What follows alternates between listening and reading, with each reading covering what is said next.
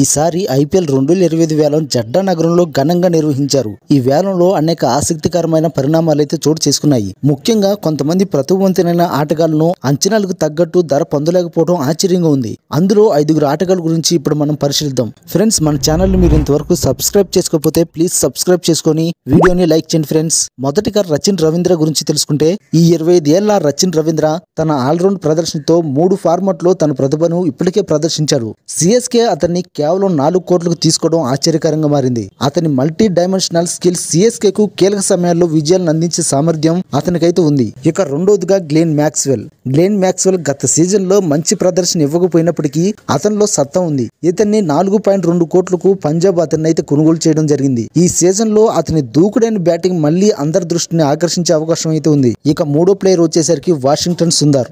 ఇతను జాతీయ స్థాయి ఆల్రౌండర్. అయితే గుజరాత్ టైటన్స్ ఇతన్ని కేవలం 3.2 కోట్లకు మాత్రమే కొనుగోలు చేసింది. అతని స్పిన్ తో పాటు బ్యాటింగ్ సామర్థ్యం గుజరాత్ టైటన్స్ కు మరింత బలాన్ని చేకూరుస్తుందని భావిస్తున్నారు. ఇక నాలుగో ప్లేయర్ వచ్చేసరికి ఆశుతోష్ శర్మ. ఇతను పెద్ద ఫినిషర్ గా పేరు తెచ్చుకున్నాడు. ఇతన్ని ఢిల్లీ జట్టు 3.8 కోట్లకైతే తీసుకుంది. ఇది అతనికి తక్కువగానే అనిపించిన ఢిల్లీ క్యాపిటల్స్ అతని ప్రతిభను పూర్తిగా వినియోగించుకుంటే జట్టుకు నిలకడైన విజయాలను అందించగలడు. ఇక ఐదో ప్లేయర్ వచ్చేసరికి క్వింటన్ డికాక్. 9 సీజన్ల అనుభవం ఉన్న ఈ డికాక్ ను కేవలం 3.6 కోట్లకు మాత్రమే కేకేఆర్ కొనుగోలు చేసింది. అతని వికెట్ కీపింగ్ అలానే టాప్ ఆర్డర్ బ్యాటింగ్ సామర్థ్యం కేకేఆర్ జట్టుకు చాలా ఉపయోగపడుతుందని చెప్పొచ్చు.